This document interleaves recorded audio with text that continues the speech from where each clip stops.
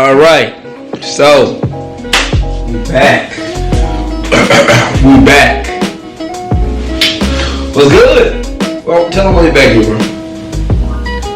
What you mean? What you mean? It's for the cut. We getting my hair cut. Nah, how long has it been? 4 months. It's been 4 months. Damn, it's been 4 months since the last cut. The last time he did a YouTube video was the last time he had a haircut. Right. That's been 4. Well, we shot in November. Yeah. 4 months. It's been 4 months. That was the last time he got a chop. So this time he ain't getting no taper no more though. He been looking for 4 months. Y'all can't even see me. Been looking for 4 months. And what you tell him what you get, bro? A drop fade. A drop fade. This guy whooped to get a drop fade. We're back, but it's gonna be epic. I'm talking about this. When I tell you, look, he came in last week to get a chop. I said no. We gotta record it. When I tell y'all, this wolf is crazy. It's crazy. Like, you ready? They never hear you talk, bro. Go ahead and talk, bro. I was just talking. You said like 3 words. No, I did. I was just talking. What you say? I forgot. See what I'm saying? You don't talk. Let's go. All right, we'll see y'all soon. Boom. Really? So now you gonna talk? Okay. A lot of people don't realize so the reason why waves some of the moves that you keep coming up. With multiple do-rags is because the longer you wolf, the more you have to wet your hair. Because you see, compress. He wears multiple do-rags to keep his hair pressed down. Because 4 months with this type of hair texture, it can be poofy. So what he has to do is compress, which is lay down the hair. Let's see. Ooh, thanks. Hey man, can y'all see that? It's a nice wolf, sir. Yes, sir. That is pretty. That's pretty fly. All the way around. Okay, bro, that's crazy. It's like a sport. Look at, got the hair rolled up right here. Look at this. Watch this, bro. That.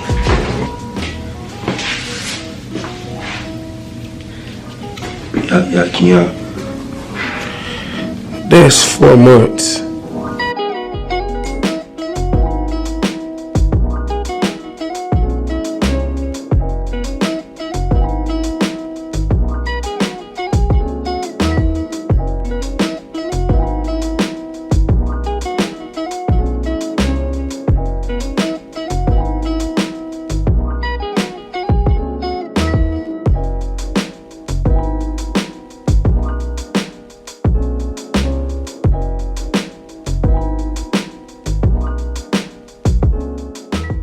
Okay, so welcome back. It's been a while. It's been about a month and a half, almost 2 months, if not 2 months.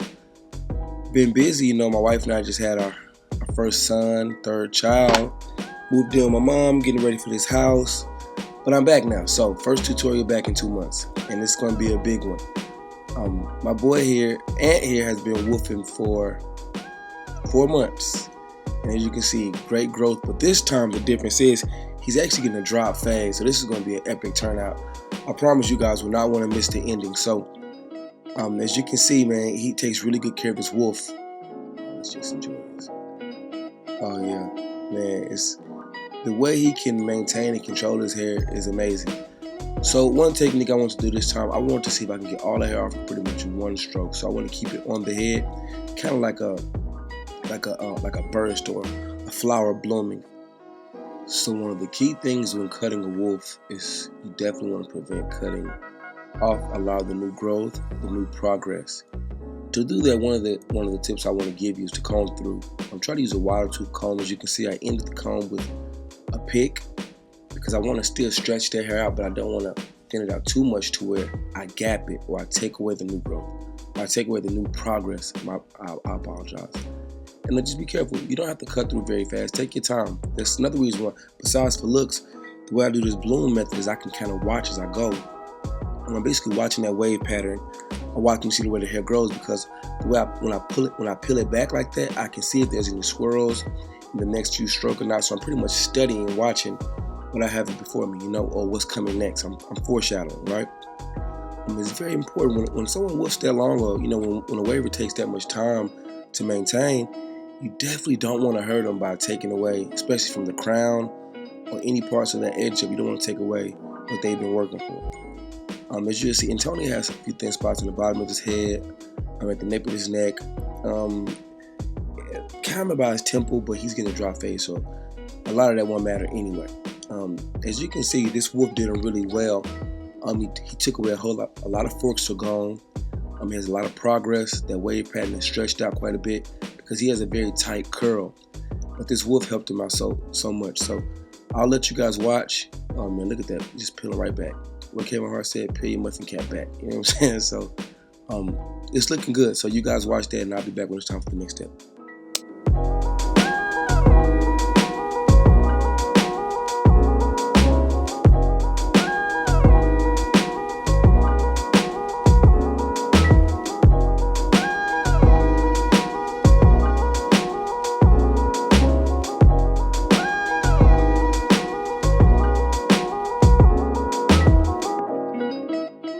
So typically when I'm cutting a waiver who's woofing, who's going to taper, I'll be careful around these parts of the hair, right behind the ear, along the edge of it, because I know it's thin or it grows different. But since he's getting a drop fade, I can be less cautious. But typically you want to take extreme caution because you don't want to take away that progress right there, especially in those thinner areas. It may not be you, it's just some clients have genetic thin areas, and most of the time it's around the ear, around the temple, or around the nape of the neck.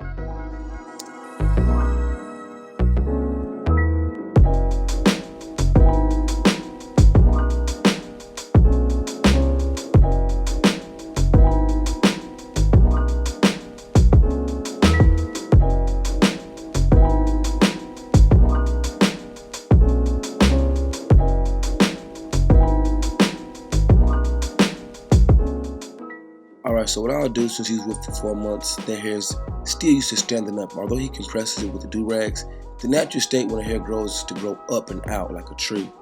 That's why I love, over curly hair. It grows out like a tree. It grows with life.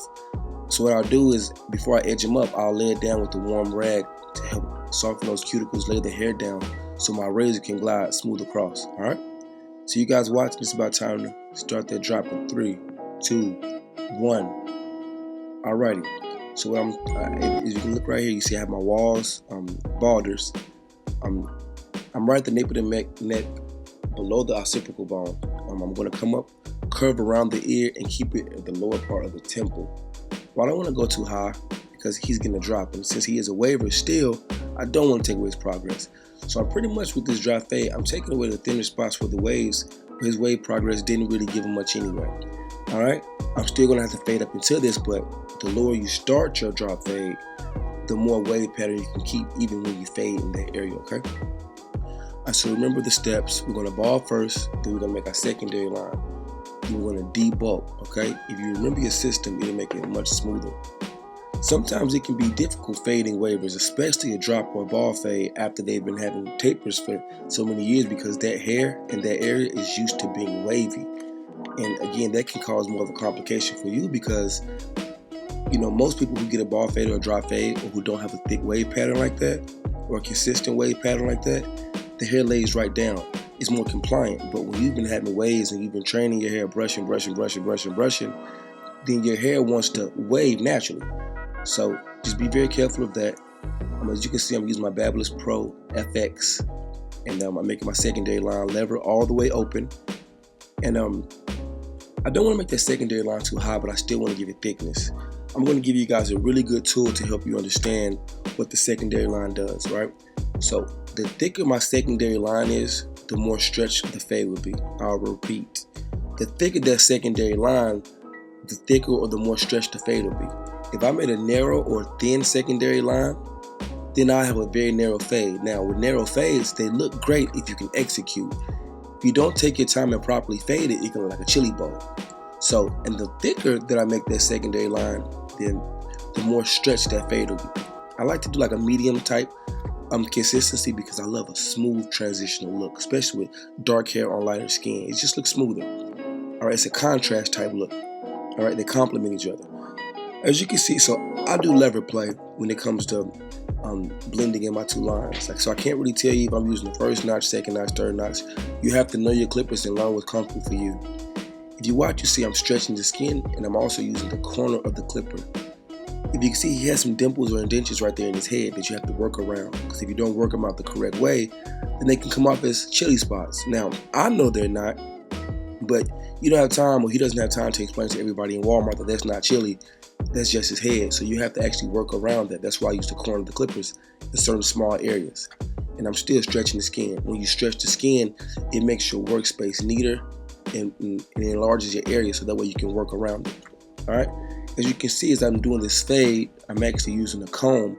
The reason I use the comb with this hair being, I use a comb regardless, but especially since he's a waver and the majority or 90% of his hair pattern is wavy, I want to stretch it. I want to stretch it as I work. Hey, Delia, see in the background, it's my daughter. All right. So now I'm debulking. Debulking is a very essential step, a tool and step when it comes to waving, because the thinner your workspace, the easier it is, the smoother and the better you can put that taper in, okay? So I debulk first with the 1.5 because I put a 2 on top. I usually go a guard below, and then I go with the 1, then 1/16, then my master's open. All right, so I'm pretty much going to half guard down, if not a size down, each time. So basically, the lighter the workspace, the easier the fade, right? That's why we debulk. The thinner, the easier. Now, do you have to debulk? No, but I highly recommend it because it just makes your job easier. Is it a few more steps? Yes. Does it add a lot more time to the job? No, because once you develop the system and perfect it as best for you, then it'll be easy to execute. Now, see how I debulked that? Now I'm coming through to blend these two transitions, the first primary section and the secondary section, because it did. Once it's thin, now I'm using the corner of my blade. I'm working my area. See, now if you look right here, those waves are very resilient. They don't want to leave, even as I'm trying to blend that fade together. But that's another reason why the hot towel method will work, because it'll actually straighten out those waves. Because they're so thin, they're not bulky, it'll lay straight down. So now I'll take the same debulking method, stretch the skin, debulk, and I'll work that front area right next to the temple. With this dry fade, I took out all those thin areas, so I have nothing but space to work with. And if you look right behind the ear, right there, where those dimples are, or those indentions in his head, the fade is smooth. You know, it's all about how you work it. You can't work every area of the fade the exact same because the head is not a smooth texture. You have indentions, you have dimples, you have hair grows thicker in certain spots. So really the biggest part that I want you guys to take away from these tutorials, or that you should know about barbering, it's all about analyzing, right? Analytics. The more you study, the more you observe, when you know the head, know the texture, know the growth pattern, it can help you execute better as a barber, right? So if you don't take anything from my tutorials, please take that away. So I'll let you guys, I've been talking quite a lot, but all the information is useful. I want to let you watch a few of my stroke patterns, watch how I do my longer strokes, shorter strokes, and just watch, and I'll be back when it's time for that job. Actually, one last thing, you'll notice when I get to the front of the temple, when I fade that area in, I'll leave it a little darker, just so when I give that edge up, it'll give it a slight curve. I'll come back after I actually get that edge up in, just to finish it out. I don't believe in having that edge up part of the fade too bulky, but I still want to see what it will look like before. I'm going to fade it out, but just know I'll come back and do any cleanup work after the edge up. Another key tip and note: after you edge the hair up, you can find more inconsistencies and flaws in the haircut. So always go back and readjust and refix them.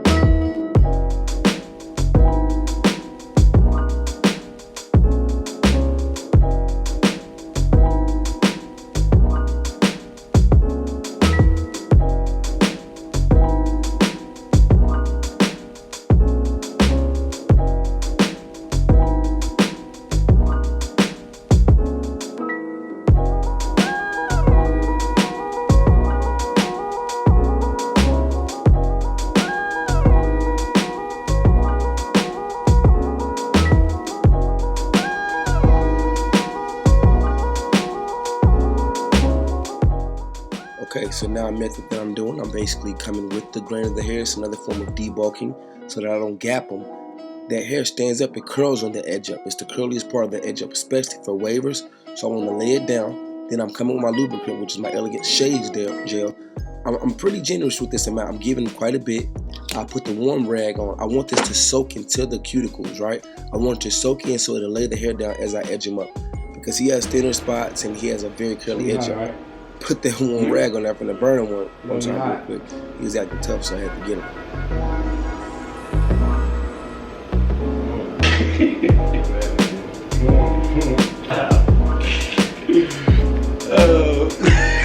I got a present. I keep this hair like this up in. Alright, so after I let it sit for about 15-30 seconds, open those cuticles up, I'll come back with my Torino Pro soft brush. Just brush the hair and let it relax the hair, so calm it down. Then I'll reapply the shave gel because I wiped it off with the warm rag. So I want to open those cuticles up. Now I'll come with the razor. I keep it as natural as possible where it grows full at. I stretch the skin, give him a nice natural curve, follow his edge up. No one's edge up is perfect. I believe in following the natural edge up rather than trying to make it super sharp or super straight. So because it grows back better, and I believe it's a better natural feel. It's not too dramatic. All right, same thing with the front. It's a method I'll show you with the comb where I'm actually going to debulk with the comb and the razor before I edge to actually lay that hair down within those bulky areas out. You're about to see it by right now. See, I'll comb it and I'll come through and I'm just hitting those hairs, boom, boom, boom, taking that bulkiness out, the thickness out. Then I come with the razor that helps the hair lay down. All right.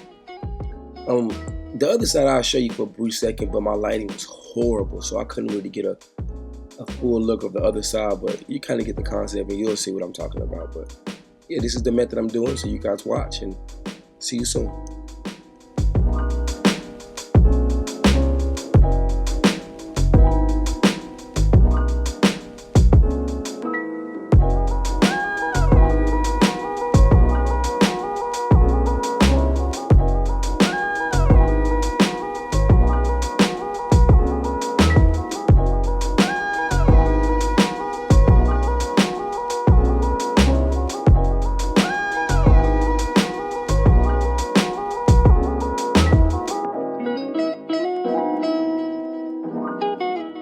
Alright, so to finish up, we always do a great cleanup. Alright, every little detail matters, so I'll clean those roach legs off.